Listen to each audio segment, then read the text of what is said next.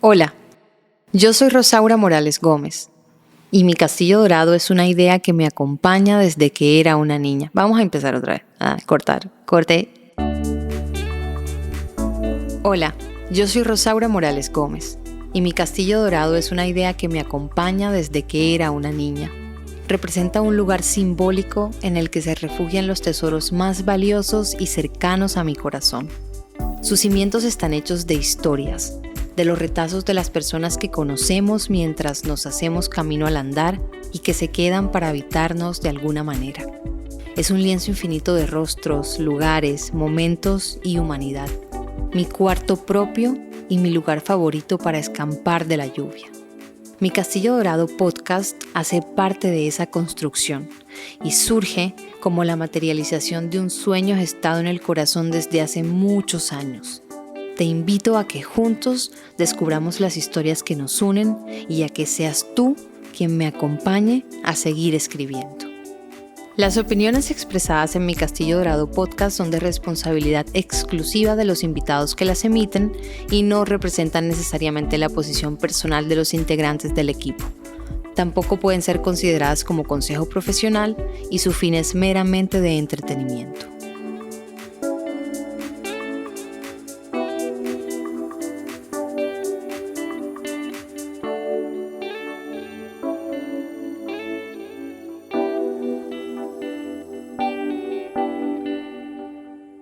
Hola, quiero darles la bienvenida al primer episodio de Mi Castillo Dorado. Y para esta ocasión tan especial y valiosa para mí, tenemos hoy a mi primera invitada, que es la doctora Clara Robles. Clara es odontóloga, especialista en rehabilitación oral y además de ello ha realizado múltiples cursos y estudios posteriores en el área estética de la odontología. Sin embargo, también es una persona que conozco hace muchísimos años, desde mi infancia. Nos conocimos en la época escolar y hace un par de años nos volvimos a reencontrar en esta ciudad en la que hemos nacido y crecimos. Clary, quiero darte la bienvenida a mi Castillo Dorado podcast y a su primera puesta de sol, Volver a la Tierra. Eres tú mi primera invitada.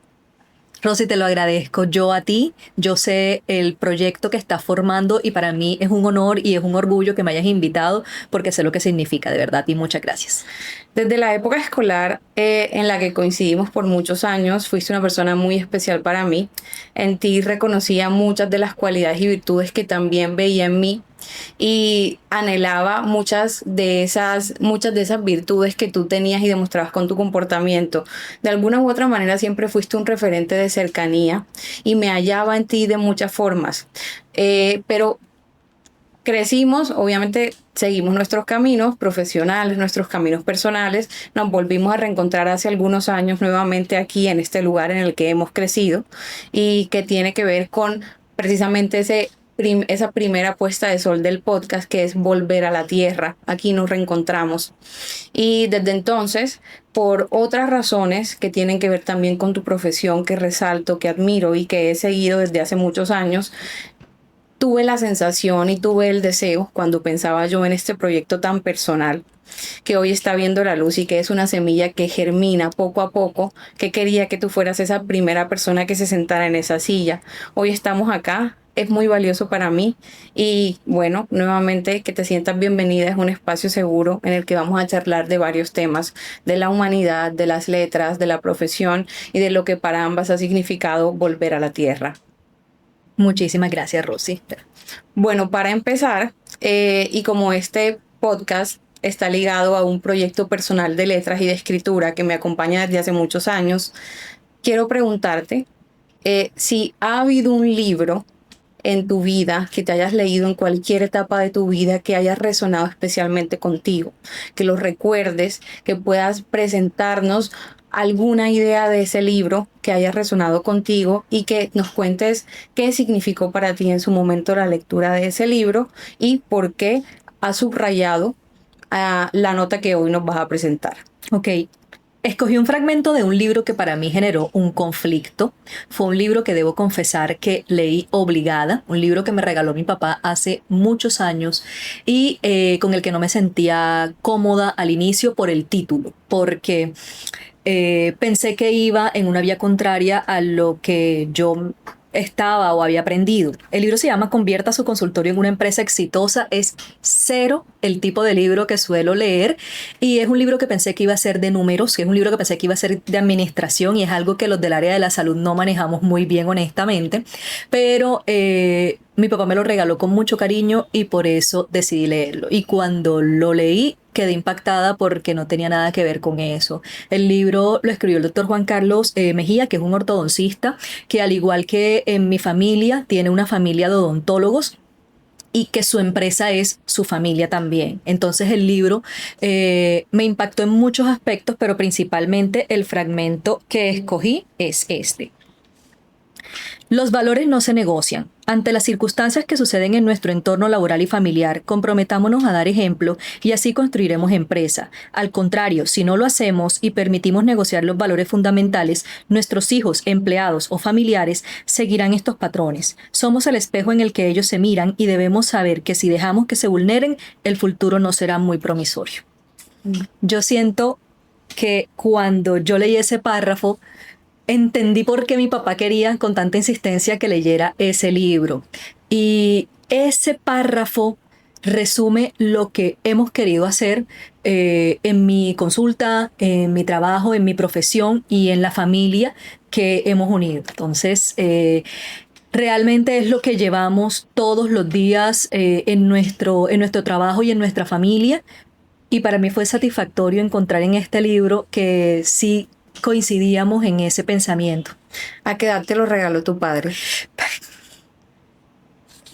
No te voy a sacar el cálculo de la edad. Mi papá me lo regaló hace más de 5 años. Es decir, ya habías ido a la universidad, ya te habías especializado y habías regresado. Me estaba especializando.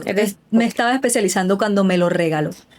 Y me lo leí ya siendo especialista, ya estando al frente del consultorio. Pero sí, ya era odontóloga cuando me lo regaló. Entiendo que fue un gran aporte para ese refuerzo de los valores con los que crecimos y especialmente encaminado a el ejercicio de la profesión que luego ejercerías todos los días al lado de tu papá, Así al es. lado de su guía. Me recuerda también un poco la frase de uno de los libros de Michelle Obama, que nos dice que las puertas que se nos abren a nosotros sirvan también para abrírselas a los demás. Y todo aquello con, digamos que el respeto que también debemos darle a las personas que están a nuestro lado apoyándonos y sosteniéndonos para que nosotros también podamos progresar. Muy importante hoy en día, a propósito de las coyunturas sociales que vive nuestro país, que no solamente crezcamos nosotros, sino que también con nuestro crecimiento impulsemos a los demás a crecer en comunidad y a crecer en equipo. Habla de quiénes somos, ¿no? Habla de nuestra humanidad. Bueno, cuando terminamos nuestra época escolar, cuando terminamos la época del colegio y tomamos la decisión una de las decisiones más trascendentales en la vida de todas las personas, qué quiero estudiar, a qué quiero dedicarme profesionalmente en su momento y a dónde voy a ir. Y aquí se bifurcan los caminos de todos aquellos que nos encontramos en un aula escolar y compartíamos los días. Y cada quien decide cuál sería ese camino a seguir. Tú te vas a Cartagena a estudiar tu profesión. Y desde entonces transcurren alrededor de 10 años mientras la vida va evolucionando y cada uno va creciendo con las vivencias que vamos viviendo ya en una adolescencia tardía y en una adultez que empieza a formarse, pero de una manera todavía muy, muy inicial. Tú te vas a Cartagena y yo estoy en Bogotá. Poco supimos de la otra después de la clausura del colegio. Pero una de las noticias que sí escuchamos quienes estudiamos juntas, también porque era muy importante dado el contexto escolar que nos formó un colegio de monjas, un colegio bastante católico, muy religioso, tuvo que ver con tu maternidad temprana. Cuéntame cómo fue esa transición del colegio, ese dejar tu hogar en Sincelejo, porque además este lugar es muy pequeño. Estamos acostumbrados a que, bueno, tenemos un núcleo de una familia bastante aferrado a nosotros, un lugar en el que todo está disponible, todo está cercano, no hay mayores dificultades en cuanto a transporte, conseguir las cosas, solucionar los pequeños problemas que acontecen en el día a día y luego nos vamos a una gran ciudad, siendo de provincia prácticamente. Y nos enfrentamos a retos académicos rigurosos y desafiantes y tú a uno adicional. Quiero que nos cuentes cómo fue ese momento de tu vida. Bueno, sí, yo empiezo a estudiar odontología en Cartagena. Afortunadamente tenía mucha compañía de mi familia. De hecho, vivía con familiares y tenía muchas visitas de parte de mis papás a la Cartagena. Yo quedé embarazada estando en quinto semestre, tenía 19 años, y fue muy difícil porque dentro de todas las cosas que estaban sucediendo alrededor hubo una frase de mi papá que me marcó mucho. Eh, Cuando yo les conté que estaba embarazada, mi principal temor era no seguir con la carrera, o sea, era lo que yo me imaginaba, porque para mí, o sea, era obligatorio terminar mi carrera y para mí era obligatorio también ser muy buena mamá. El problema es que siendo una adolescente de 19 años, eso significaba un reto enorme. Y aquí te interrumpo y agrego algo y es, no solamente querías terminar tu carrera y ser buena mamá, sino que también podría yo intuir que dada nuestra formación y la clase de estudiantes que fuimos en el colegio y lo que se nos exigía en nuestro colegio y en nuestras familias, querías terminar la universidad de una manera excelente. Sí, totalmente, era algo que quería hacer y de hecho eso fue lo que mi papá me dijo cuando se enteró que estaba embarazada. Me dijo, si antes te exigía, ahora te voy a exigir aún más. Yo fui muy buena alumna, la carrera es exigente, pero con todo y lo que eso significaba, traté de llevar muy buenas calificaciones. Pero en ese momento cuando él me dice eso, puso un peso sobre mí porque sabía que tenía que responderle. Ellos me dieron un voto de confianza que fue ayudarme a continuar la universidad en las condiciones en las que yo lo deseé, porque me preguntaron, ¿tú quieres seguir enseguida? ¿Quieres descansar? ¿Quieres llevarte a tu hijo? O sea, toda mi maternidad y toda mi universidad se dio en una forma en la que ellos a mí me ayudaron muchísimo. Y me dijo, la única regla, el único compromiso es te voy a exigir más que antes. Entonces, si no fue fácil, lo que pasa es que yo creo que cuando uno es muy inmaduro todavía se cree súper poderoso y saca fuerzas de donde no sabe ni siquiera que faltan, y se logran cosas maravillosas, pero pienso que mucho de eso de verdad fue por parte de mi inmadurez, por no entender la gravedad o la severidad de lo que estaba cargando en el momento. Entonces, esa inmadurez me jugó a favor, Claro, afortunadamente. es decir, que esa sensación de yo puedo con todo, Sí, no me va a quedar grande, en tu caso tuvo, bueno, sembró un buen fruto o te así es. impulsó. Pero además de los retos inherentes a una profesión en una ciudad grande o principal, quiero también que me cuentes cómo fue para ti, no solo la maternidad, es decir, de por sí ya la maternidad es un proceso que para todas las mujeres resulta desafiante y riguroso, incluso aquellas que más lo han anhelado, que más lo han soñado y que más se sienten listas para afrontar ese proceso.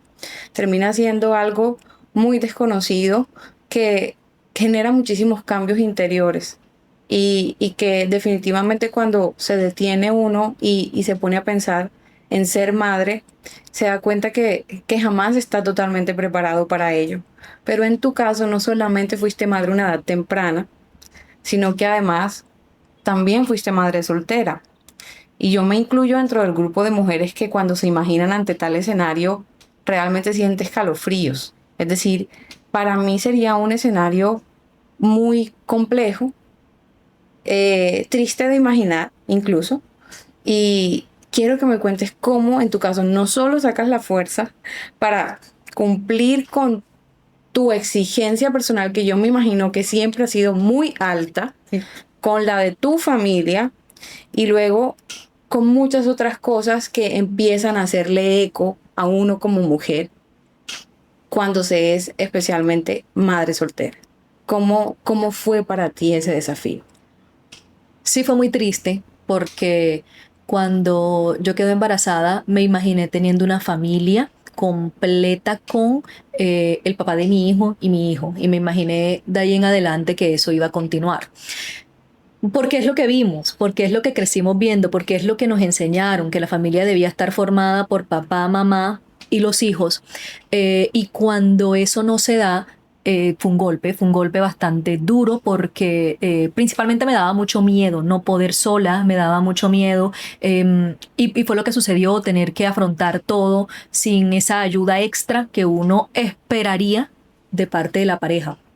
Entonces fue bastante doloroso, claramente fue el doble de duro porque pasó estando yo embarazada, nuestra ruptura se dio cuando yo estaba embarazada, entonces pienso que todo el tema de las hormonas también me perjudicó en el sentido de que me golpeó todavía más durísimo.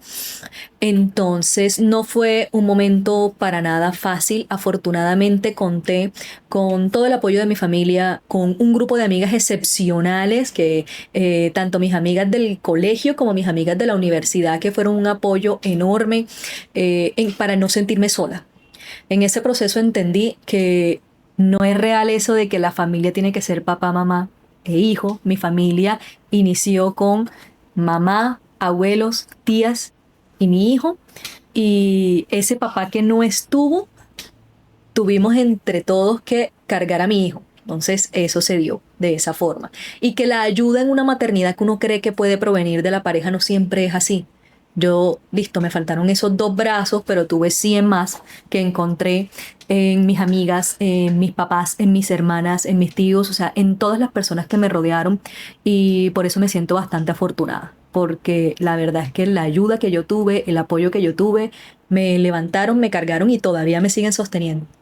Incluso no necesariamente se siente una ausencia de compromiso paterno eh, cuando hay hijos en un hogar que ya está conformado, cuando el padre se va o cuando el padre está ausente. Es decir, que hay muchos procesos en los que se llega a sentir de esa manera, se llegan muchas mujeres a sentir de esa manera cuando la figura paterna sí está presente. En tu caso no fue así. Y como lo mencionas, yo creo, siempre he tenido la sensación de que Dios es muy justo con las madres solteras, de que Dios reivindica esa labor tan ardua, bueno, que ya de por sí es la maternidad, que es inherente a esa experiencia tan retadora, pero que Dios la reivindica con las madres solteras. Y bueno, tú con tu historia y con pormenores que hemos hablado también nosotras en nuestra soledad, me lo aseguras, me lo reafirmas. Pero ¿cómo es que pasa uno con ese temor de, a ver, si es cierto que puede que nos sintamos súper poderosos en una etapa temprana de nuestra vida, dejando la adolescencia, pero también es cierto que a pesar de ello, enfrentarnos a la familia y sobre todo a nuestros padres con temas relacionados con el amor, con las relaciones y ahora este que es como el estadio último, por decirlo de alguna manera, que surge de una relación, nos produce mucho temor decirle, acercarnos a ellos para decirles, papá, estoy embarazada. Entonces, la salida incluso es la omisión y es optar por otros caminos, ¿cierto? Pero no fue tu caso. ¿Cómo pasas tú de a superar ese temor para abrirte con tus padres, sabiendo que podría haber tenido una repercusión distinta, una respuesta diferente por parte de ellos, a contárselo a tu papá? Bueno, eso se dio muy rápido en mi caso. Cuando yo me enteré que estaba embarazada, ya yo de hecho tenía un embarazo avanzado. Yo no pensé que estaba embarazada cuando me enteré. Eso fue accidental, en un tema de jugando con mis amigas de la universidad y haciéndonos pruebas que jamás en mi vida me había hecho una prueba de embarazo. Y así fue como me enteré que estaba embarazada. Y me tomó por completa sorpresa. O sea, honestamente no pensé que pudiera estar embarazada. Fue un conflicto grande también porque caí en cuenta de muchas cosas que hice en esas primeras semanas. Yo estaba haciendo las prácticas de radiología, nos tomábamos radiografías entre nosotros. Había tomado medicamentos para bajar de peso, estaba haciendo ejercicio, o sea, había hecho muchas cosas que no se deben hacer en los primeros meses. Entonces, cuando me enteré que estaba embarazada, para mí todo fue como corre a decir esto? O sea, sobre todo porque en ningún momento dudé que sí quería tener a mi hijo. Eso jamás fue una duda, pero la situación que yo necesitaba afrontar era poderlo comunicar rápido a mis papás porque necesitaba ayuda. O sea, mi alerta me decía responsablemente hay que hacer algo para que este embarazo salga bien y pues sola no lo puedo hacer. Entonces, a las primeras personas que yo les cuento de mi familia son a mis tías que vivían en Cartagena para pedirles ese apoyo de que me ayudaran a viajar. Yo quería que mis papás se enteraran en su casa, que es el duelo lo hicieran en su casa. Ellos Claro. viajaban todos los fines de semana a Cartagena y se quedaban en la casa de mis tías, pero yo quería que lo que pasara y el choque y todas esas emociones se dieran en su casa y mis tías me acompañaron a viajar. La primera que le contamos fue a mi mamá, la fuimos a buscar a su trabajo para decírselo claramente. Ella pensó lo peor cuando ve que llegan tres de mis tías conmigo, que no tenía nada que hacer en Sincelejo, llegamos a su trabajo a buscarla, mi mamá se derrumbó. Mi mamá daba gritos y decía, ¿qué pasó? ¿Qué pasó? Me acuerdo que la subimos al carro como casi secuestrada, o sea, ella estaba diciendo algo grave pasó y lloraba mucho, lloraba muchísimo y mis tías me decían, pero dile, pero dile, pero dile, y no me salían las palabras, no me salían las palabras, yo solamente le decía, perdóname, perdóname. Ella recuerda que decía la frase, me tiré la vida. Y cuando ya ¿Quién llevamos, decía esa frase? yo. Ella siempre me recuerda que era la frase que le decía. Y ella, tiempo después, me dijo que se imaginó lo peor, que se imaginó una situación exageradamente grave, de temas legales, de temas, o sea, penales. Ella se imaginó de verdad un escenario terrible. Y como no le decía, una de mis tías explotó y le dijo, Clara está embarazada. Y mi mamá suspiró y me abrazó y me dijo, no importa. Esa reacción, que para mí fue súper extraña, después me la explicó. Mientras yo lloraba, ella se imaginaba 10.000 escenarios peores, gravísimos, o sea, lo peor que podía pasar. Y cuando le dije eso en su momento, esa fue su respuesta. Sin embargo, después íbamos en camino a la casa y fue cuando empezó a entender las consecuencias de toda esa situación, empezó a preguntarse cómo se lo vamos a decir a tu papá, qué va a pasar y bueno, 10.000 preguntas más. En ese momento me empezó a preguntar sobre el papá de mi hijo, sobre la relación, sobre la universidad, pero ya más enfocado a vamos a darle la información a tu papá. Y en ese momento, cuando se lo cuentas, se guían en una relación. Sí, Ok. sí. Sí, no era una relación formal, de hecho mis papás no lo conocían, era un noviecito muy adolescente, realmente, una relación bastante inmadura. Y de hecho, esa fue una de las razones por las que yo me sentí fuerte para venir a contarlo. Yo cuando me entero que estoy embarazada y se lo cuento al papá de mi hijo, su reacción fue una reacción que a día de hoy agradezco, porque fue una reacción de te voy a acompañar, vamos a hacer esto, claro que sí. Y eso me dio también en ese momento la fuerza para decir, listo, esto se puede. Después cambió, pero en el momento era lo que yo necesitaba. Cuando llegamos a la casa y mi papá llega después, la misma sorpresa de encontrar a sus hermanas en la casa y qué es lo que está sucediendo. Recuerdo que mi mamá me encerró en uno de los cuartos y me dijo no salgas hasta que nosotras hablemos con él porque no sabíamos cómo iba a reaccionar. Mi papá es un papá muy cariñoso pero muy estricto al tiempo, o al menos esa era la imagen en el momento que nosotros teníamos, no sabíamos cómo iba a reaccionar porque mi papá es ese papá que te podía decir hermosa, preciosa, la hija mejor del mundo, o de pronto cuando cometías un error te decía piensa, piensa, piensa, muy estricto. Entonces cuando eso pasa, mi mamá me encierra y me dice no salgas hasta cuando yo te diga. Recuerdo que viajé con una tía que es médico, porque una de mis preocupaciones era que realmente la impresión fuera tan fuerte para él que le pasara algo. O sea, de verdad pensé que algo podía pasar de ese tipo. Entonces, cuando él llega a la casa y encuentra a mis tías en la sala, yo todo lo escuchaba. Decía, ay, ¿y qué hacen aquí?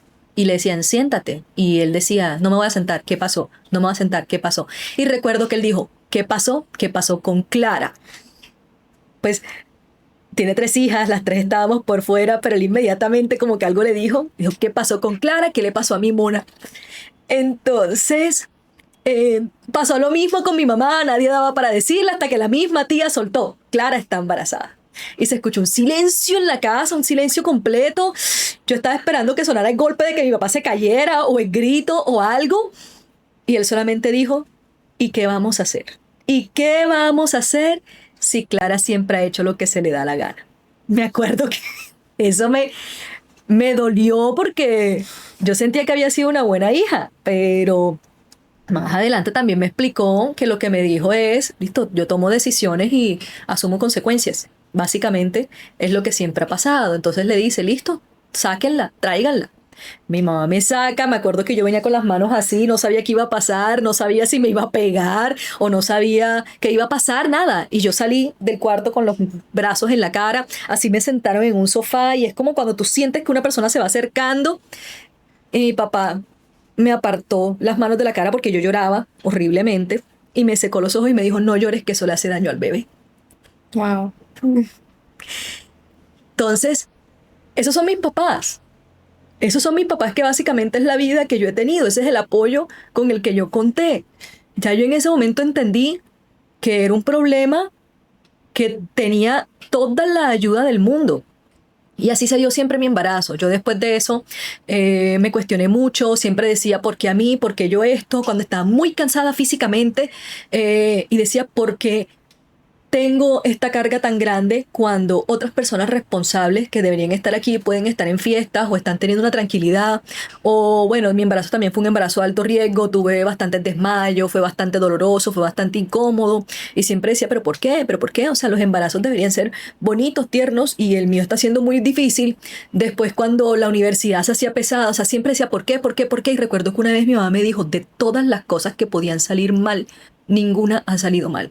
Tu hijo nació sano, la universidad la pasaste perfectamente bien, ya estás bien de salud, o sea, todas las cosas que se estaban complicando al final salían bien, o sea, todo lo que se podía tomar un rumbo diferente. Entonces fue cuando yo dejé de tener ese pensamiento de estarme quejando o de estarme preguntando por qué y lo cambié más bien un ¿para qué? O sea, listo, todo tiene un sentido y afortunadamente de algún lado sale el apoyo y las fuerzas para seguir adelante y es lo que he estado viviendo desde ese momento. Y es que quizá para algunas de las personas que nos escuchan podría resultar un poco extraño o sorpresivo precisamente la etiqueta o el rótulo de problema a una situación de esta naturaleza que está muy alejada de ser un problema o de representar un problema. Es un proceso natural del cuerpo, ¿cierto? Sí, Sin embargo, allí es donde el contexto nuestro social, religioso, juega un papel bastante trascendental. Y habría que explicar que vivimos y crecimos, somos de un lugar muy pequeño, en el que básicamente todo el mundo se conoce con todo el mundo y eso hace que la esfera privada sea muy, muy reducida y que las decisiones que conciernen a lo más íntimo de un hogar siempre sean conocidas por otros hogares y por muchas personas que quizás resultaría para nosotros indeseables en algún momento de la vida y en algún momento inicial en el que estamos atravesando una situación que ese fuera el caso, ¿cierto? Pero además de eso, nuestro colegio, nuestra formación, los principios religiosos y la labor que cumplieron nuestros papás en casa con las mejores herramientas que tuvieron ellos, pero que claramente son distintas a las que nosotras tenemos el día de hoy.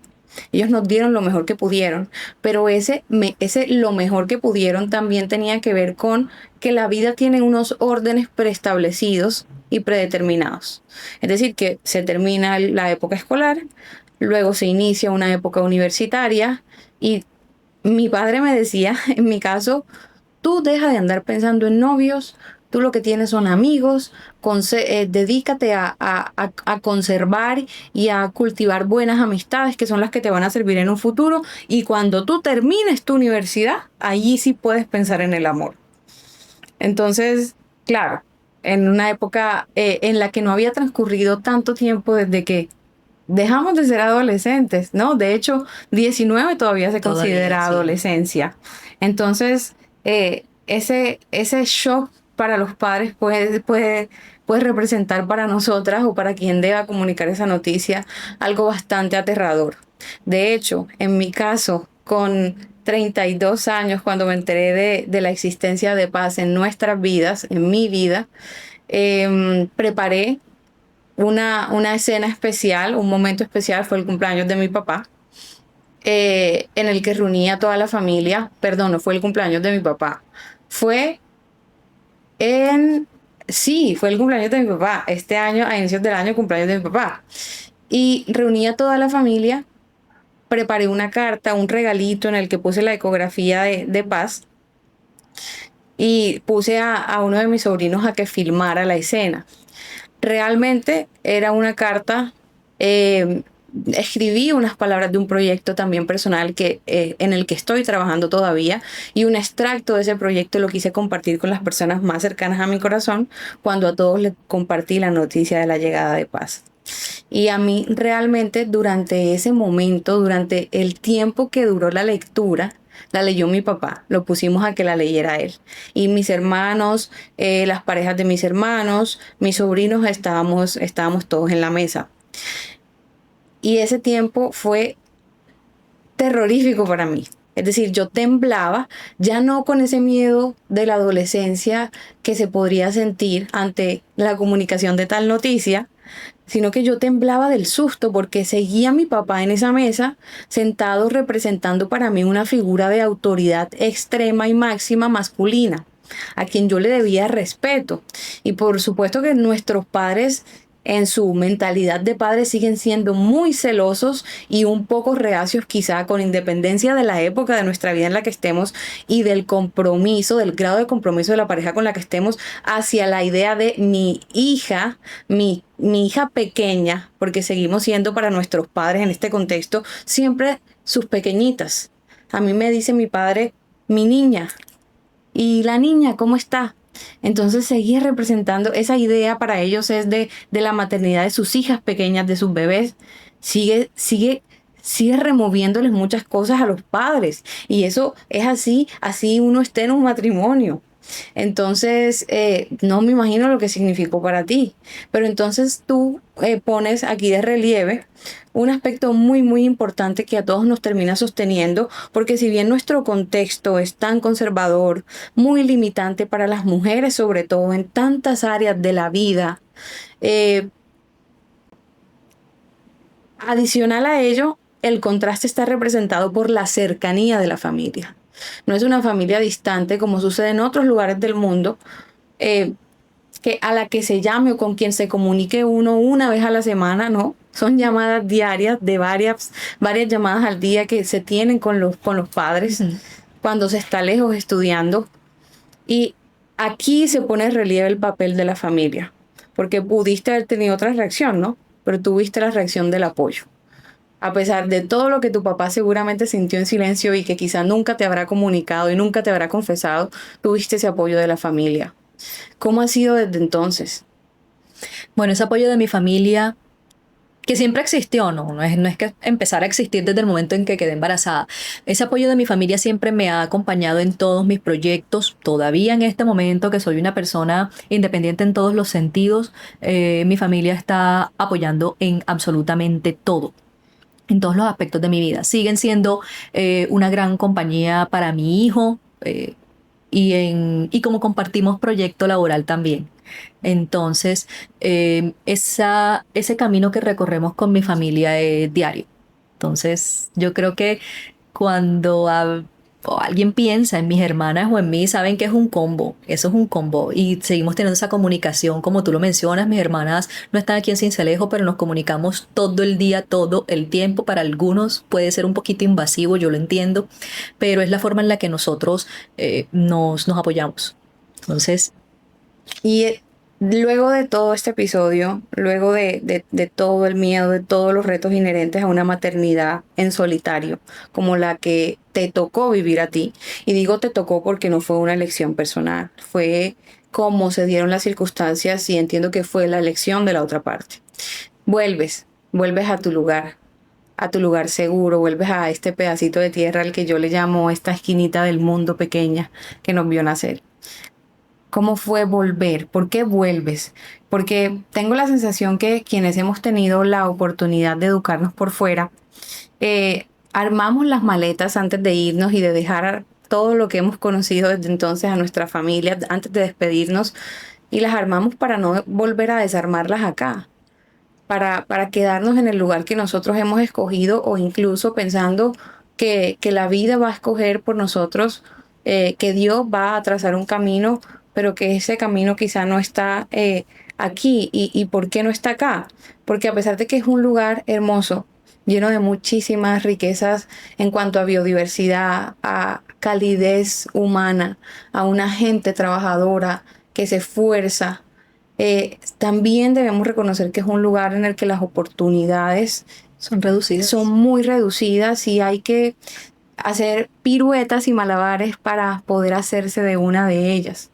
Y, y entonces es un lugar que yo he pensado como que son sus personas, que son las personas que han vuelto, las que enriquecen el lugar, que a falta de muchas actividades, escenarios, momentos, planes para engrandecer el alma y darle rienda suelta al espíritu, a diferencia de otras ciudades, eh, quienes engrandecen el lugar son sus personas. Tú haces parte de esas personas que engrandecen el lugar. ¿Cómo deciden volver? Yo regreso a Sincelejo porque termino la universidad, me gradúo. Eso coincide con la edad en la que ya mi hijo tenía que empezar el colegio. Entonces, en el área de la salud tenemos que entrar a un sorteo para poder ejercer la profesión, que es para saber si hacemos el año rural o si nos dan la tarjeta para poder ejercer. El año rural es un año obligatorio que debemos prestar en alguna zona en la que no haya mucha presencia de ese servicio médico, y lo hacemos todas las personas del área de la salud. Entonces, yo sí quería hacer el rural, yo quería tener mi año, no simplemente que me dieran la tarjeta profesional para ejercer, porque en mi caso yo tenía la oportunidad de trabajar de forma particular al lado de mi papá. Entonces esa iba a ser la única experiencia que yo iba a tener que no fuera particular, donde yo iba a poder trabajar con otras personas diferentes, donde tenía que tener jefes, donde iba a estar en un entorno que no fuera fácil para mí, porque no iba a ser mi lugar. Entonces, yo hago el año rural en Toluviejo, que es aquí cerca a Sincelejo. Yo podía ir y venir todos los días, y apenas yo empiezo mi año rural, mi hijo también empieza a estudiar en el colegio. Entonces, la forma más sencilla era estar en Sincelejo todo ese tiempo para que mis papás me ayudaran con el cuidado de mi hijo durante el día y para que yo pudiera ir y regresar. En ese tiempo en el que yo hice el rural, que era bastante cómodo porque yo trabajaba de 7 a 4 o 5 de la tarde y luego regresaba a Sincelejo, en media hora estaba aquí, podía atender pacientes con mi papá. Más bien, podía seguir aprendiendo con mi papá, porque no fue tan fácil, no fue como que yo llegara y ya encontrara, tienes todos los pacientes, ven y hazte cargo, sino que todavía seguíamos como en un proceso del evaluar si estaba preparada para atender a sus pacientes. Tú que conoces a mi papá sabe que es bastante exigente en su trabajo, y lo iba a seguir siendo ahora, incluso más, porque quería como que esa buena representación. Entonces, eso me fue abriendo el caminito en el consultorio. Y después de terminar el año rural, estuve un año y medio más trabajando en el consultorio, ya ejerciendo la profesión de forma concreta, estudiando bastante, hice muchos cursos. Ese tiempo me ayudó también a decidir exactamente en qué me quería especializar, porque cuando yo termino la universidad, salgo con la idea de especializarme en ortodoncia, que es la misma especialidad de mi papá, pero cuando salgo a ejercer me doy cuenta de que me gusta mucho la estética y de que tengo esas habilidades que me acompañaron. Entonces empiezo a hacer bastantes cursos. Era muy cómodo estar en Sincelejo. No pensé que me iba a quedar aquí. Pensé que me podía ir de la ciudad. Es más, llegué a pensar que me iba a ir del país, que podía tener más oportunidades en otro país, pero era muy cómodo mientras iba organizando toda esa parte de estudios, de sentar cabeza, estar un tiempo aquí en Sincelejo. Pero honestamente sí pensé que iba a ser temporal. Ok, entonces sí te fuiste con la idea con la que nos fuimos quizá la mayoría de estudiantes de nuestra época, de perseguir nuestros sueños. Y yo recuerdo cuando me fui a la universidad, estaba en el aeropuerto de Montería, con mi papá despidiéndome, muy emocional, porque mi padre es esa figura emocional y sensible de mi casa. Él es quien llora. Él me ha heredado todas sus lágrimas. A veces me habría gustado que llorara menos y que hubiera sido esa herencia, que me hubiera sido entregada en una menor proporción, porque luego yo soy tan llorona como él y a veces me da mucho coraje conmigo mismo porque quisiera contenerme. Y también recuerdo la canción con la que me monté en el avión y que luego escuchaba y se convirtió en la banda sonora de ese momento de mi vida, que es una de Diego Torres, de cuando habla de y una niña de mi pueblo llorará. Que dejo a mis amigos. No recuerdo cómo se llama, Ujú. pero es una canción que, bueno, cuando recuerde el nombre, la vuelvo a poner hoy y lloro. Me la cantaba mi hermano. Ya mis amigos se fueron hace poco y los otros partirán después que yo. Lo siento porque amaba su adorable compañía, mas es mi vida y tengo que marcharme. ¿Qué será? ¿Qué será? Algo así. Yo no soy cantante como tú, pero bueno, aquí se trata de intentarlo, no hacerlo bien. Entonces, Quedó muy bien. te vas con esa idea y vuelves y te sientes muy cómodo en este lugar por todas las ventajas que reportaba, ¿cierto? Porque la vida se trata de ese balance, justamente lo decía, y no me olvido, esta fue una de las grandes enseñanzas de mi terapeuta luego en Alemania, que era, Rosaura, cada decisión implica cuanto menos una pérdida. Todas las decisiones que tomemos siempre van a reportar pérdidas, pero también ganancias. Y en esa balanza es en donde tenemos que nosotros decidir en qué sitio de la balanza nos situamos, ¿cierto? Tomar las decisiones que para nosotros nos reporten esa mayor felicidad o esa mayor satisfacción. Pero además no solamente bajo la premisa de que son inamovibles, sino que también vamos entendiendo con el tiempo y a medida que vamos creciendo y nuestras ideas se van tornando más claras y nuestra identidad más formada, porque se forma con nosotros y es un proceso que dura toda la vida. Formarnos a nosotros y respondernos esa pregunta tan compleja de quiénes somos, tan existencial, ¿cierto? Y vamos entendiendo con el tiempo y los procesos que ninguna decisión es inamovible y que también las decisiones se pueden revertir, que podemos decidir distinto. Y estando acá decides que te vas nuevamente, que te vas a hacer y a cursar tu especialidad y te vas más lejos de lo que estabas Sí, anteriormente. Y estabas con tu hijo, no sé cuántos años tenía Chevy en ese momento. 6 años. Tenía 6 años cuando decides irte a cursar la especialidad seis y años, te vas sí. lejos. Entonces, ¿cómo tomas esa decisión y cómo encuentras el coraje para decidir? Porque ya en tu posición de madre cuidadora, no es, claro, tenías un apoyo y una red bastante robusta, pero no es lo mismo. Yo todavía no lo sé porque todavía Paz no ha nacido, pero tú con Chevy ya de 6 años, me imagino que la batalla fue un poco desafiante contigo misma de me voy o me quedo, eh, pero necesito perseguir este sueño mío, de la mujer que soy y me representa, y volver a dejar a mi hijo. Bueno, cuando yo estaba escogiendo esa especialidad, inicialmente pensé en estudiar estética porque era más corto. Estética apenas duraba un año. Eh, y pensé que podía tener horarios flexibles, o sea, pensé que podía viajar o incluso llevarme a mi hijo para tenerlo cerca, porque yo me había prometido nunca separarme de él. Entonces, eso no se dio de esa forma. Cuando estaba escogiendo especialidad, mi papá fue muy enfático en esta es todavía más avanzada, esta es más profunda, vete de una vez por esta, métete completa en esta especialidad, y rehabilitación oral duraba 2 años. Yo me voy con la idea de que estando allá en 1 o 2 meses iba a llevarme a mi hijo. Pensé que eso iba a pasar así, porque mis papás me dijeron, listo, vete, él se queda con nosotros, te vas habituando a la ciudad, al posgrado, y vamos viendo. Pero mentira, era exageradamente exigente, y eso que una de mis grandes amigas que estaba cursando la especialidad me lo dijo, pero yo dije, no, yo puedo llevármelo, y no. La especialidad fue muy dura, agotadora, física y mentalmente. Yo tenía la tranquilidad de que mi hijo estaba muy bien cuidado aquí. Nuevamente la ayuda de mis papás, de que pudiera verlo muy seguido, o yo viajaba a Sincelejo o alguien me lo llevaba a Bogotá. Era más lo que él iba a Bogotá, porque de hecho él disfrutaba mucho el viaje y el tiempo que estaba allá. Entonces nos veíamos muy seguido, pero no era lo mismo a lo que yo estaba acostumbrada, de que desde el día cero estuvo pegadito a mí y todo lo podía hacer con él. Sin embargo, era consciente de que lo muy exigente que era el posgrado no me hubiera permitido ser la mamá que yo quería ser.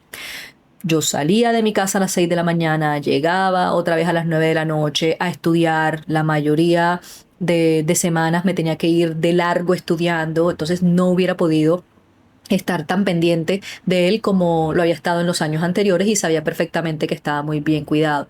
Entonces, fue feo, fue triste, fue doloroso, fueron los 2 años más difíciles de mi vida, lo digo siempre, fueron unos años muy amargos, porque fue retador física, mental, emocional y económicamente. Fueron 2 años bastante complejos, que además se me hicieron más largos porque cuando yo termino académicamente, que yo termino finales del 2019, principios del 2020, estábamos haciendo los papeles para grado y se mete pandemia.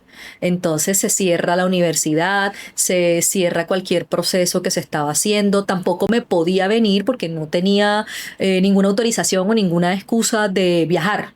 Entonces, me tocó quedarme unos meses en Bogotá mientras veía cómo solucionaba el tema del grado, pero al mismo tiempo buscaba alguna forma de venirme para Sincelejo, que entre otras cosas decía, listo, me voy a Sincelejo a hacer qué, si todavía no podemos trabajar. Los odontólogos estábamos esos primeros meses como con ese temor de qué se va a hacer, entonces se hizo todavía más duro ese final. Entonces, agradezco muchísimo mi posgrado, fue una experiencia académicamente, siento que lo mejor que pude haber obtenido, o sea, me siento muy orgullosa de haberlo cursado y además de eso me siento muy feliz de las personas con las que coincidí, tanto en la parte profesional como en la parte de amigos, vine con muchas enseñanzas y con un cajón enorme de personas hermosas que me rodearon y que todavía siguen haciendo parte de mi vida, pero lo sostengo. Fueron los 2 peores años de mi vida. Muy duro. Mientras tú estabas viviendo eso en la capital de nuestro país, yo estaba viviendo una situación con connotaciones o de connotaciones similares, pero claramente muy distinta y lejana a la tuya al mismo tiempo, en el sur de Alemania, en la Selva Negra. Yo, quizá uno de mis sueños más grandes había sido irme a estudiar a Alemania, aprender alemán. Y recuerdo que en alguna de las clases de criminología de la universidad le dije a mi amigo más cercano, yo no sé cómo, ni cuándo, ni dónde, pero yo me voy a hacer una maestría en Alemania en Derecho Penal. Y en ese momento lo dije incluso de la boca hacia afuera porque ni yo misma me lo creía. Es decir, yo tenía todo el anhelo de que eso fuera una realidad, pero lo dije con un miedo que no se revelaba a mi interlocutor, sino con un miedo interno. Años más tarde estaría haciendo mi maestría, cursando mi maestría en Derecho Penal en una universidad alemana y dominando la lengua, que hasta yo me quedé sorprendida cuando tuve mi primer sueño en alemán, cuando pensé en alemán y cuando me pude comunicar en alemán con total fluidez, porque para mí era un sueño gigantesco y uno de los sueños que tenía mayor lugar en mi corazón, pero también lo veía como un sueño lejano. Y entonces estoy yo y se viene la pandemia y había conquistado mi sueño más grande con mucho esfuerzo, porque bueno, eso también es una historia de alguna otra charla del podcast en algún momento. Pero fue con mucho, mucho esfuerzo que me conseguí ese cupo y esa que conquisté la posibilidad y el regalo tan grande de estar allá. Y cierra toda la pandemia y se cierra la universidad después de 4 meses de haber estado en clase. Y para mí también fue una época bastante difícil y retadora en todos los ámbitos que tú mencionaste, porque no podía ser que después de tanto esfuerzo, de tantos años de haber cultivado un sueño y cuando se estaba justamente haciendo realidad, cerraran todo y no pudiera conocer amigos, no pudiera construir de pronto los vínculos que quería construir y se torpedeara esa presencia en un aula de clases con la interacción y todas las bondades de esa interacción presencial del día a día. Entonces, no habíamos retomado el contacto, pero estábamos, aunque en lugares tan distantes y disímiles entre sí, viviendo situaciones a nuestra medida también un poco similares desde algún punto de vista, ¿no? Y precisamente esto lo resalto porque siento que tuvo que ver con la naturaleza del inicio de nuestra amistad en el colegio. Yo siempre he sentido, y es una sensación que me ha acompañado también en mi adultez, que me ha acompañado todos estos años, desde que nos conocemos, que si hay una persona con la que yo pueda compartir elementos internos de mi identidad, de mi personalidad, es contigo. Muchos rasgos característicos. Somos personas muy fuertes, pero también muy sensibles y muy blandas por dentro. Somos muy vulnerables y esta vulnerabilidad, por supuesto que hoy no la entendemos desde el punto de vista de la debilidad, sino desde la gran fortaleza que existe en las almas nobles y honestas, ¿no? Siento que esa también eres tú. Cuando pequeñas chocábamos muchísimo. Creo que éramos fronteras, sinceras. Tú, sin embargo, me sobrepasabas en una habilidad y era la de poder tener la respuesta perfecta ante cualquier agravio, ofensa o cualquier cosa que se te dijera con la que tú no estuvieras de acuerdo y te sintieras un poco aludida. Y yo en mi soledad pensaba, yo quisiera tener esa habilidad. Clara siempre tiene la respuesta perfecta para todo y deja a las personas desarmadas con cualquier cosa que dice. Y fue precisamente ese rasgo que compartíamos, pero en diferentes aspectos. Tú en tus respuestas explosivas y contundentes, rigurosísimas, y yo desde mi manera tan certera y tan frentera de decir las cosas, desde esa honestidad que nunca ha tenido filtros y que por eso también muchas veces ha significado para mí convertirme para otros en una mujer incómoda. Yo fui una niña incómoda y soy una mujer incómoda, ahora ya con mucha más contención porque he aprendido a modularlo, pero esos rasgos nos hicieron chocar. Y una amistad que en principio fue bastante cercana se distanció totalmente, de forma abrupta. Nunca más volvimos a saber la una de la otra. Y en el colegio, ya en el bachillerato, fue igual, como si tú estuvieras en otra ciudad y yo estuviera en otra ciudad. Pero uno de los factores que nos llevó a reencontrarnos fue precisamente tu especialidad. Esa especialidad que fue para ti, como nos cuentas, el momento más difícil y desafiante de toda tu vida. Fue lo que nos lleva a volvernos a ver, a volvernos a escuchar y a volver a saber de la otra. Y en esto, pues, digamos, eso tiene muchos más elementos, pero para contar algunos apartados de este suceso de mi vida, estaba en Alemania montando bicicleta, que ha sido uno de mis hobbies más grandes desde hace muchos años. Estaba en la Selva Negra, en un lugar muy bonito, era otoño, y yo estaba contemplando el paisaje a mi alrededor. Estaban las hojas de los árboles, naranjas, rojas, verdes, y era un mosaico como que me llenaba de inmensidad la vista. Y yo me paro en la bicicleta, era una bicicleta de ruta, pero era una bicicleta unas tallas más grande que la talla mía, porque no era mi bicicleta, era una bicicleta que me habían prestado en ese momento. Yo no tenía una bicicleta propia y me paro en los pedales. Me paro como a contemplarlo todo. Yo no iba rápido, estaba a unos cuantos metros del hotel donde me estaba hospedando y estaba sola. Y en ese momento, las últimas palabras que yo pronuncio en mi mente son gracias Dios por mis ojos. Yo siempre le he dado muchas gracias a Dios por mis ojos porque he dicho que son capaces de contemplarlo todo con una sensibilidad especial y eso realmente hace que yo me maraville incluso ante el vuelo de un pájaro, ante un arco iris, que de hecho estoy viendo un arco iris que está dibujándose del otro lado de esta ventana y cada vez que salen para mí siento regocijo. Esos son mis ojos son sensibles. Y entonces le di gracias por mis ojos y acto seguido doy una vuelta en el aire y contra el pavimento cae mi cara.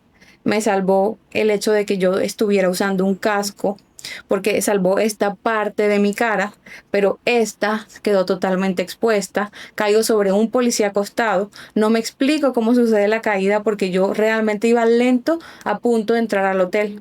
Pero como que frené muy en seco, la bicicleta al ser más grande, me empuja hacia adelante y pasa todo esto. Siento un pedazo de diente volando en mi boca, desprenderse. Y mucha sangre. Tenía un jersey de bici blanco y ese jersey pasó a ser totalmente café de la sangre que salía. A raíz de ese accidente, pues tengo una marca de guerra, que es esta cicatriz. que nunca me he querido quitar, de hecho, porque pues ya hace parte de mí, no tengo ningún problema con ella. Tengo una pequeña acá, tengo otra acá, creo que otra en algún brazo, y la pérdida de los dientes que en ese momento tenía. Uno se me luxó totalmente, uno de los centrales se luxó totalmente hacia atrás y uno de los que acompaña a los centrales perdió una esquinita. Yo tenía un diseño de sonrisa que me había realizado en 2016. Yo voy a Alemania, inicio esta aventura que he titulado como Mi Sueño Alemán en 2017 con el voluntariado antes de iniciar con mi maestría. Y se me daña mi diseño de sonrisa. Se me dañaron mis dientes, fue lo primero que pensé. Te contacto eh, sin noticia o sin anuncio previo, de la nada. Y tuvimos una conversación inicial, ¿cierto? Sí. Sin embargo, allí no es como... De esa anécdota no surge los contactos posteriores que empezamos a tener, sino que en una de mis venidas a Colombia, bueno, el odontólogo que me hizo este diseño de sonrisa inicial, que debo decirlo, era uno de los odontólogos, o es uno de los odontólogos, pero lo era desde entonces, más populares de la capital, y reconocido por trabajar en diseños con reinas, modelos, personajes de la farándula, de la televisión. Y en un momento de la vida en el que el diseño de sonrisa pues se convirtió, por decirlo de alguna manera, en algo análogo a lo que podría haber sido en ese entonces y en años pasados los implantes mamarios. Tomo yo esta decisión y luego del accidente él logro entablar un contacto con él para que me atienda y me arregle la sonrisa que había perdido su armonía producto del accidente, porque en Alemania, debo decirlo, sí hay una gran diferencia en el tema de la estética dental. Alemania-Colombia es muy distinto, los estándares son totalmente diferentes y allá no pudieron pegarme siquiera una resina de tal manera que no se me removiera. Es decir, que tuve varios inconvenientes con el tratamiento que me ofrecieron en Alemania. Pero después de haber hablado y después de haber restaurado esa sonrisa dañada, eh, y que el odontólogo hubiera intervenido nuevamente en mis dientes, doy con ustedes. Yo no recuerdo exactamente por qué, pero yo fui al consultorio con mi mamá. Mi mamá siempre se atendió con tu papá. Y voy al consultorio porque mi confianza, yo recordaba, eso sí, que esta alumna tan rigurosa, tan meticulosa, tan comprometida, que se parecía mucho a mí, ahora en su profesión seguiría siendo muy parecida a mí y seguiría siendo esta alumna, esta profesional rigurosa, comprometida, minuciosa en el ejercicio de su profesión. Y por eso decido volver a ti. Y encontramos una serie de cosas bastante aterradoras. Haces unos hallazgos en mi sonrisa y en mi, más allá de la estética dental, en mi salud oral, que resultan en un panorama muy sombrío para mí. Y entonces ahí vuelvo donde ustedes. Quiero que me ayudes a recordar exactamente, por favor, porque yo termino sentada en ese consultorio. ¿Tú habías estado en alguna oportunidad en el consultorio cuando ya te habías hecho el diseño de sonrisa por primera vez? Y recuerdo que desde esa vez encontramos que no cumplía con los parámetros que nosotros consideramos que son correctos para que se pueda integrar con la biología del paciente. Entonces, desde esa vez advertimos que había ciertas cosas que se podían mejorar, pero siento que no coincidía con tus tiempos, debías viajar o algo así, y eso no se concretó. Cuando regresas, cuando ya estábamos las dos aquí en Sincelejo y vas a esa primera consulta, fuiste una consulta normal de valoración, de venga, vamos a hacer una evaluación a ver cómo está todo. Y recuerdo que yo tenía unas fotos iniciales de la primera vez que te atendimos en el 2016 o 17, no recuerdo. Y cuando tú llegas, yo veo un espacio que tú nunca habías tenido, porque de hecho algo que yo recuerdo mucho de la adolescencia es que cuando todas teníamos brackets en la adolescencia, tú tenías una sonrisa perfecta, eras la única que tenía los dientes completamente alineados.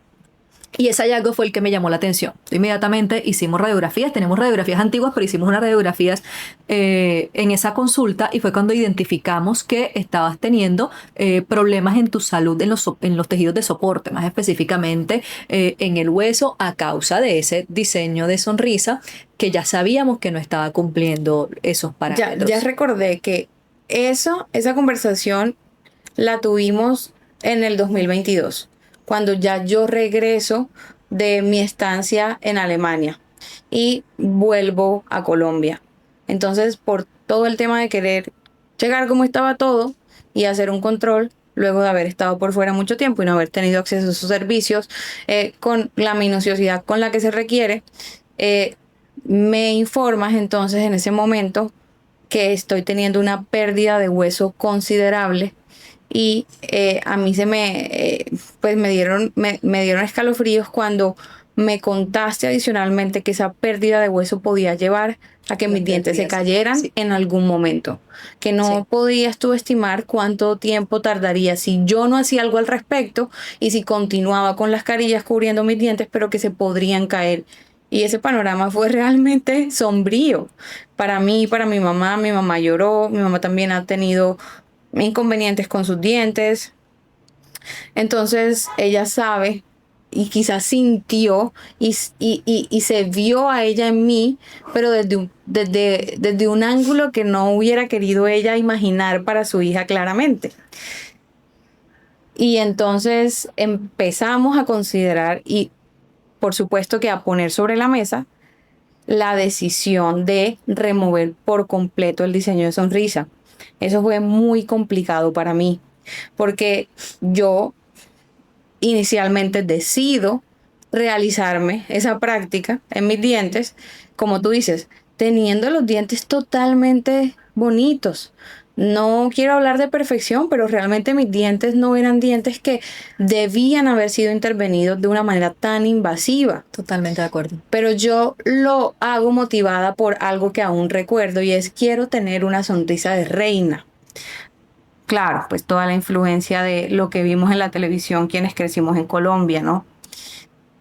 Y me arrepiento muchísimo. Es una de las decisiones que yo digo de mi vida, porque yo sí pienso que tenemos la posibilidad, todos estamos habilitados a arrepentirnos de cosas que hemos hecho y de cosas que, por supuesto, nos han enseñado, pero no quiere decir que por el aprendizaje que yo he obtenido, hoy decidiría hacerlo de la misma manera. No, yo hoy decidiría hacerlo diferente y me hubiera gustado no haber tomado nunca esa decisión, porque puse en juego mi salud real, la salud oral. Eso me pudo haber llevado a pérdidas mayores. Sí tuve pérdidas, de hecho tuve pérdidas. Tuve espacios que aún no se han cerrado del todo, a pesar de que nos practicamos ortodoncia. Pero la misma ortodoncia me ponía frente al espejo y me retaba porque decía, no me siento bien, me siento fea, no quiero sonreír con brackets. Para mí fue muy difícil tener brackets. Imagínate lo difícil que habría sido pensar en que se me iban a caer mis dientes. Entonces, eso me acercó nuevamente a ti desde la perspectiva de la belleza, de qué significaba la belleza, de todos estereotipos que existen alrededor de nosotros sobre la sonrisa, porque claro, pues qué es lo que más te gusta de la parte física de una persona, y para muchos siempre la primera elección va a ser la sonrisa, tengo una sonrisa perfecta, cuando eso no existe. Pero la sonrisa perfecta, o en caso de que exista, yo creo que es la nuestra, la que se nos dio, y podemos mejorarla. Pero tú me enseñaste que hay parámetros que se deben respetar, y también con tu práctica me enseñaste que hay valores y principios y una ética profesional que no puede, que no pelea con nada. Es decir, que debe privilegiarse esos valores y esos principios que tú has cultivado en tu humanidad y que luego pasan a ser parte de tu profesión. Pero son principios que desafortunadamente no tienen todos los odontólogos que realizan estos tratamientos. Y quiero que nos hables un poco de esto, de eso que me contaste en su momento y a partir de lo cual yo entendí, wow, yo estaba tan equivocada y esa concepción de belleza estaba tan errada que tomo la decisión, sí, no, aunque vaya a resultar raro, no quiero las carillas. Sí fue un conflicto. De hecho, recuerdo que una de las preguntas que me hacías cuando yo te propuse vamos a retirarte esas carillas y que no estabas de acuerdo era, pero voy a quedar linda. Y recuerdo que yo te dije, es que tú linda ya eres. Yo necesito dejarte saludable. Porque en nada sucede que algo que no sea saludable va a verse bonito. Eso pasa en todo lo que está en nuestro cuerpo. Entonces, eso era lo que yo necesitaba contigo. Sobre todo porque unos son los parámetros biológicos que los manejamos los odontólogos únicamente y que somos los que sabemos hasta dónde podemos colocar un material y que no llegue a crear un mal efecto en los tejidos como la encía, o qué tamaños podemos dar también para que no vaya a afectarse la mordida. Esos son parámetros que nosotros manejamos. Pero el tema de los parámetros estéticos, todas las personas tienen acceso a verlo. Y algo que yo te decía mucho es, tú eres una mujer delgada, menudita, tú eres una mujer delicada, no te ves bien con unos dientes que sean grandes, con unos dientes que sean exagerados. ¿Cuál es el mejor tamaño? Los dientes originales que tuvo un paciente sano.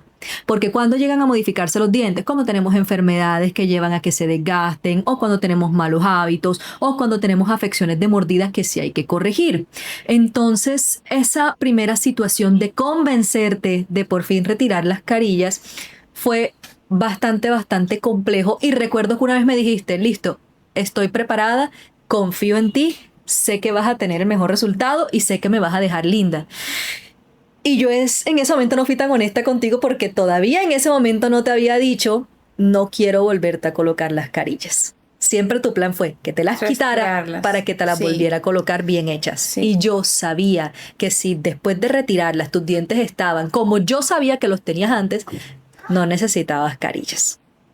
Entonces me sentí que te estaba traicionando porque más que mi paciente eras mi amiga y no te estaba diciendo que mis intenciones nunca fueron volverte a colocar las carillas porque no las necesitabas. Ah, pero a otras personas sí le pone carillas. Sí, claro, porque es que uno coloca lo que el paciente necesita, no lo que el paciente quiere. Sí. Y yo las he colocado en pacientes que lo requieren. Hago mucho énfasis en eso. Yo pienso que nosotros en el área de la salud tenemos una obligación muy grande de primero de concientizar de lo que es correcto, no exactamente lo que es bonito, porque eso ya es muy subjetivo, pero sí de lo que es correcto para que los pacientes aspiren es a tener salud y no buscar cumplir con ciertos estereotipos que son más influenciados por temas de redes sociales o por otros temas sociales, como por ejemplo tú lo mencionabas, que era el tema de las reinas y quiero parecer, o sea, no, nosotros tenemos que hacer conciencia de lo que es correcto y tenemos esa obligación de cumplir al paciente lo que el paciente necesite, porque nosotros prestamos servicios, no vendemos productos.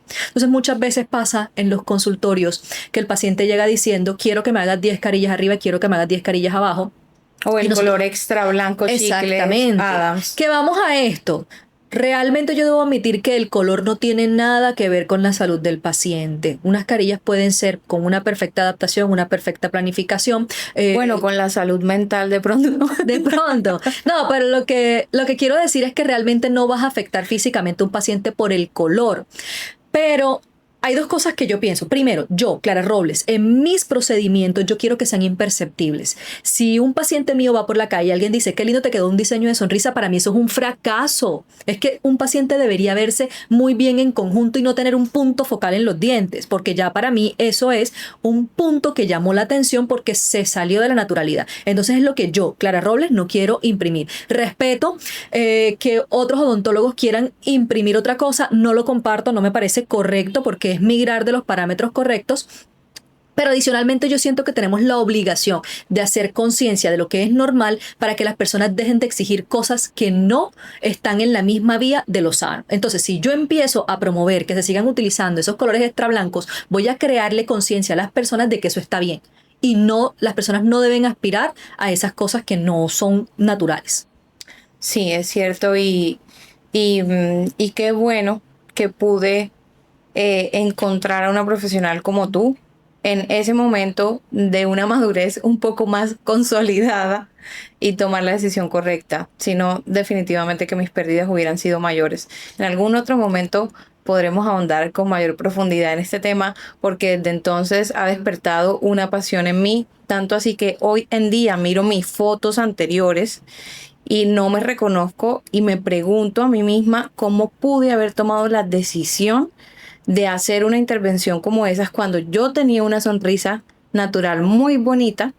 Y no solo eso, sino que también me pregunto cómo pude haber considerado que esos dientes tan grandes eran armoniosos y cómo pude haberme luego sentido mal al verme los dientes naturales cuando estaban detrás de las carillas y fueron revelados. Fue un momento tensionante para mí. Y hoy sé que cuando veo diseños supremamente ficticios, estruendosos, gigantescos y blanquísimos, te mando la foto y te digo, ojalá supieran lo que yo sé ahora, ojalá se hubieran informado bien. Clary, esta primera puesta de sol de mi castillo dorado está llegando a su fin y quiero despedirlo preguntándote qué ha significado para ti volver a la tierra. Para mí volver a la tierra es llegar a recoger los frutos que sembré. Aquí fue donde nosotros sembramos, aquí fue donde nosotros depositamos todo lo que veníamos a recoger en nuestra edad adulta. Aquí fue donde dejamos puestas nuestras esperanzas, nuestros sueños y donde nos acompañaron también a regar todas esas semillas y hemos tenido la fortuna de regresar aquí a recoger esos frutos, pero a compartirlos también con la comunidad. Entonces, para mí eso ha sido muy valioso. Para mí, por ejemplo, ha significado reivindicar la amistad femenina.